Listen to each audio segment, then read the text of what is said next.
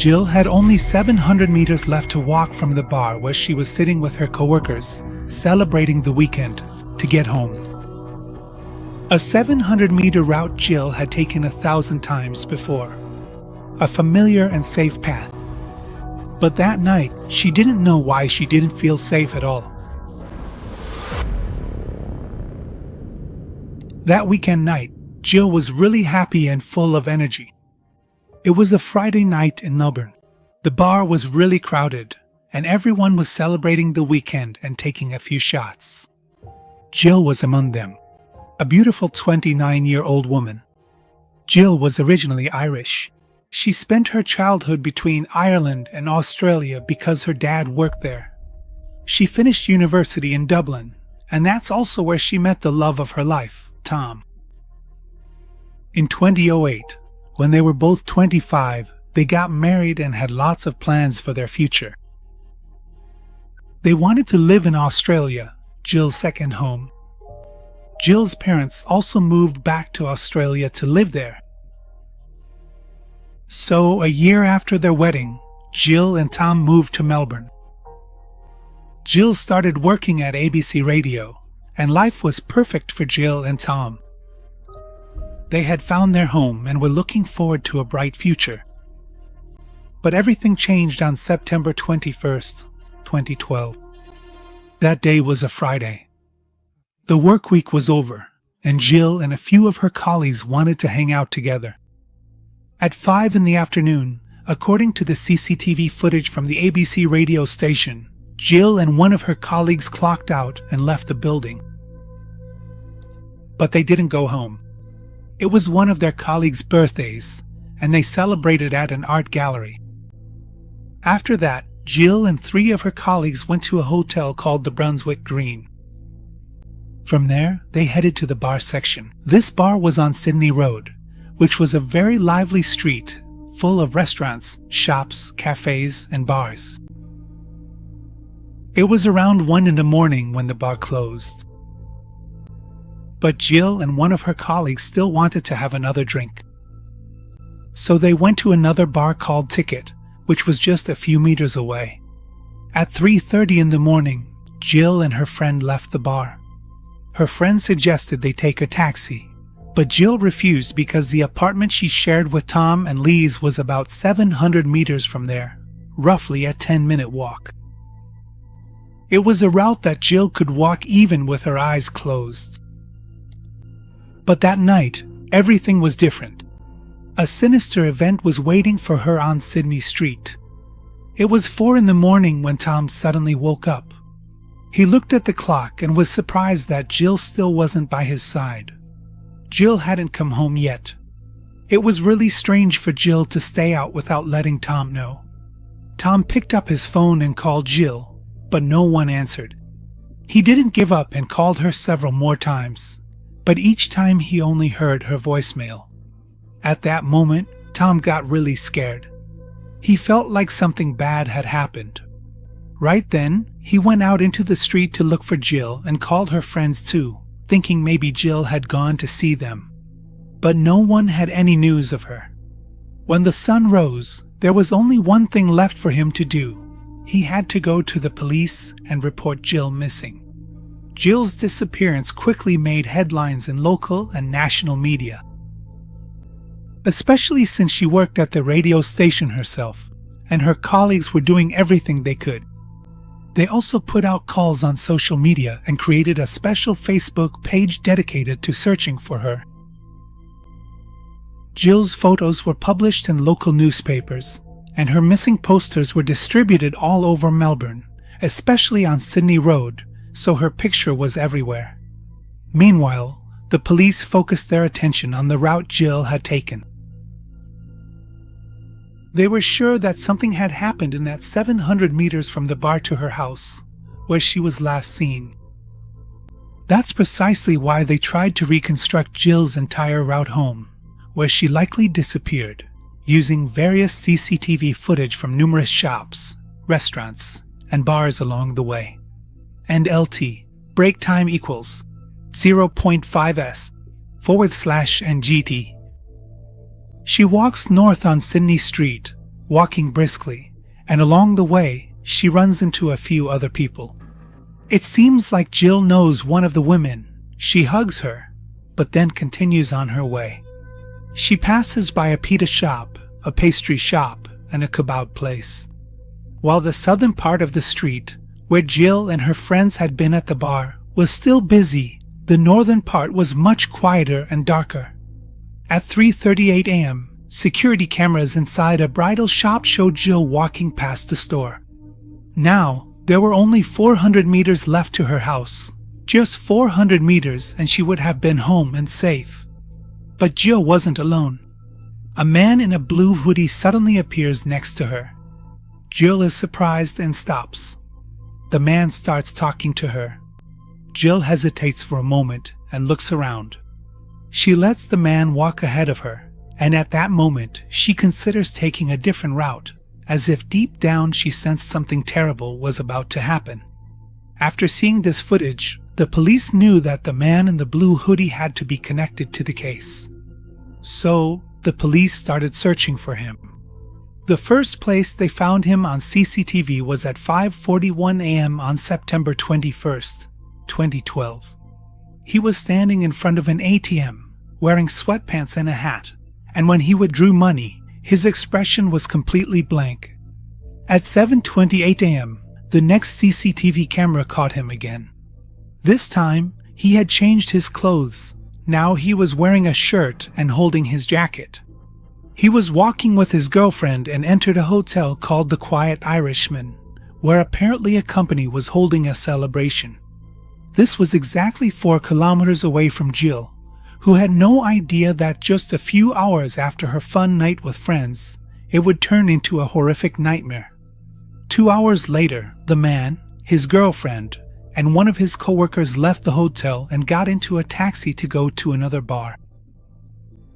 But there, a fight breaks out between the man in the hoodie and his girlfriend.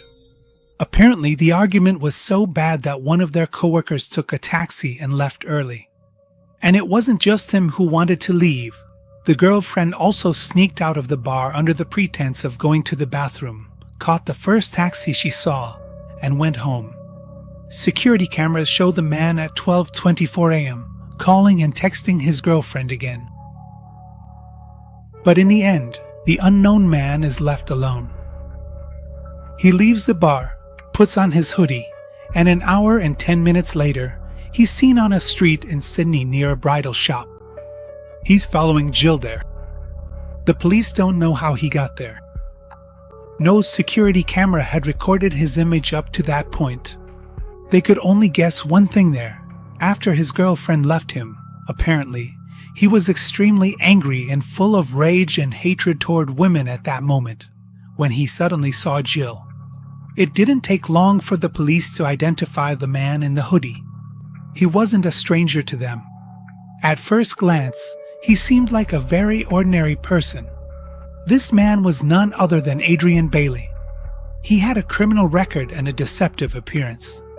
Outwardly, Adrian seemed respectable, but he had spent most of his life behind bars and was a serial rapist. Adrian was first arrested at the age of 18 for raping a 16-year-old girl. He later claimed that was his first time. The following year, he raped 2 more women, was arrested again, and sentenced to 5 years in prison, but only served 2 of those years. Very soon after his release, in an area of Melbourne, he raped 5 more women. He wouldn't stop and kept doing these things. Eventually, for 16 cases of rape.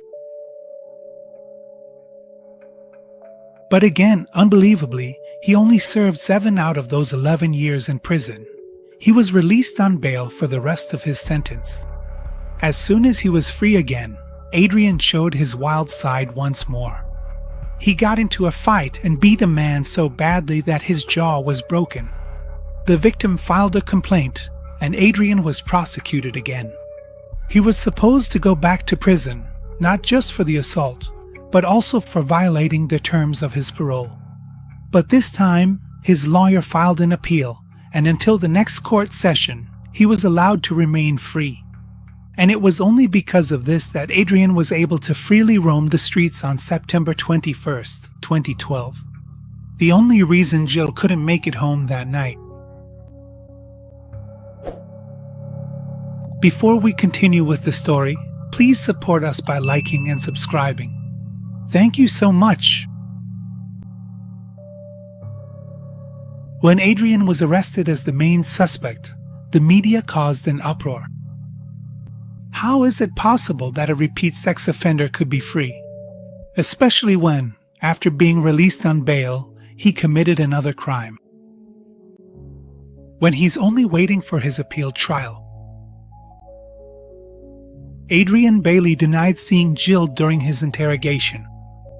He said that after Jill went missing, before going home, he was out on the streets looking for his girlfriend. He claimed that he just happened to be on the same street where Jill was passing by. But very quickly, the investigators started doubting the words of this 40-year-old man. The phone data from Adrian and Jill showed that something else had happened. The location data from both phones indicated that the two of them apparently moved toward Docklands, an area in Melbourne. It seemed like they were both in the same car. But later, when they had tracked Adrian's phone, it seemed like only he had returned. During the search of Adrian's house, they found Jill's SIM card. Adrian couldn't explain how Jill's SIM card ended up there. 3 days after Jill went missing, the police found Jill's handbag in an alley near Adrian's house. Jill's family and husband were so stressed that they had nothing left in them. Everyone wanted to see Jill safe and was waiting for the results of the investigation. When the police put the evidence and documents in front of Adrian, he finally broke down and confessed, explaining to the police in detail exactly what had happened. It was September 21st. It was nighttime. Adrian was driving around the city streets when, at about 3:30 in the morning, he saw Jill. He started talking to Jill, but she kept rejecting him and didn't want to talk. Adrian could never accept being turned down by a woman.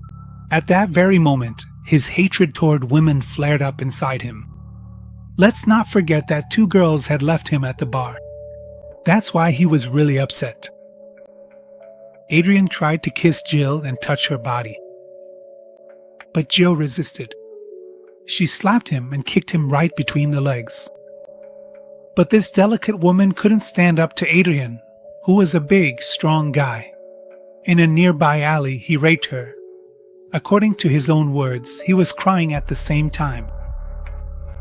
Not because he regretted what he was doing, but because he knew he'd have to go back to prison again. Apparently, he was feeling sorry for himself. He also said that he never intended to kill Jill. He just wanted to rape her.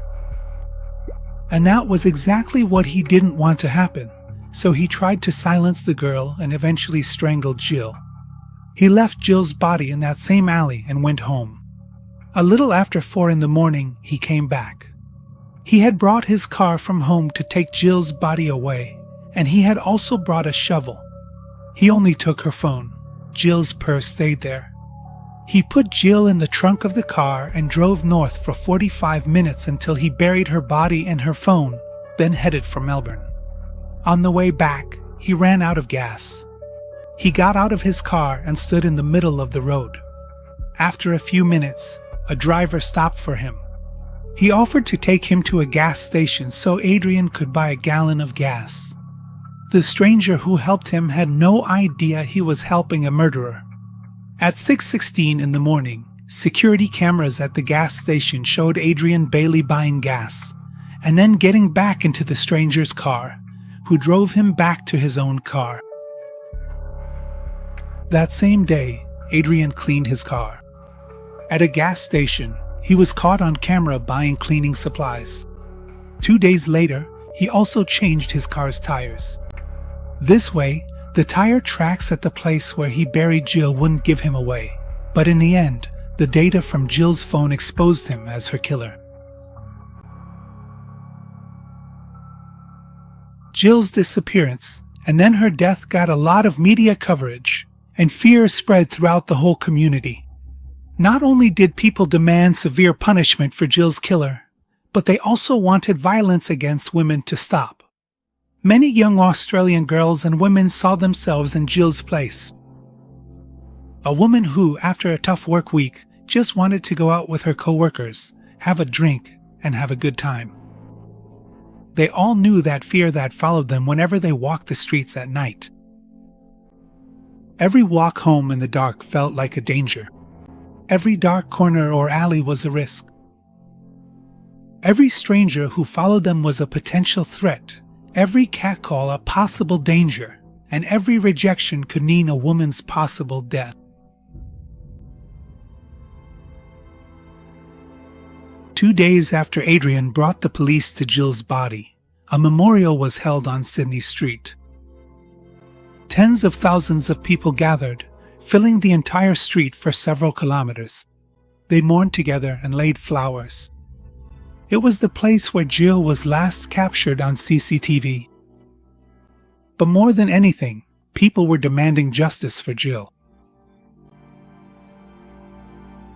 When Adrian's verdict was read on June 19, 2003, the courtroom was filled to the last seat. We know that he confessed. The evidence was also very strong. But only the lawyer tried to cast doubt on his client's mental health. He said Adrian grew up with an angry father and was himself a victim of sexual abuse. Apparently, he had borderline personality disorder and was an alcoholic. In the end, none of this helped. Adrian was sentenced to life in prison for the murder and rape of Jill, with a minimum of 35 years without the possibility of parole. But that wasn't the last time he appeared in court. Between 2014 and 2015, he was tried in 3 other courts as well. Because of the media attention on Jill's death and the crimes Adrian committed against her, 3 other women in Melbourne came forward to the police. Among them was a Dutch backpacker who had traveled to the country before Jill's murder. They had all seen the headlines about Adrian, and they all recognized the man who had assaulted them years before. Because of this, in May 2015, another 18 years were added to his sentence without the possibility of parole.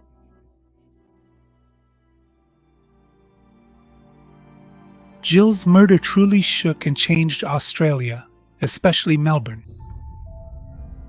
Even more than 10 years after her murder, this case still makes headlines and keeps the conversation about violence against women and their safety in society alive. Even though after Jill's death, officials promised to work on improving women's safety in society, the whole city still constantly remembers that horrific murder, and waves of demands and protests keep rising. Jill's murder is just one of several such killings that are still happening. The fight against violence toward women is still far from over. For example, in 2015, Masa Vukovic, a 17-year-old student, was stabbed 49 times by an unknown man while she was walking in a park in Melbourne. It was all because of sexual assault. Even in prison, he said that one day he would kill someone. You might not believe it, but in court he said his motivation for this horrific crime was that he was upset with that young girl. Because that girl, like some damn Snow White, was talking to the birds. See, the guy had totally lost it. In 2018, Nick Reed-Siddickson, a comedian, was attacked after his show while he was heading home. Even though his killer had followed him for 4 kilometers to near his house, he was assaulted in a park and then murdered. The killer suffered from sexual sadism disorder. He had been thinking about assaulting and killing a woman for a long time. In January 2019, Ayara Masava, a 21-year-old student, was murdered at night on her way home in Melbourne by an unknown man.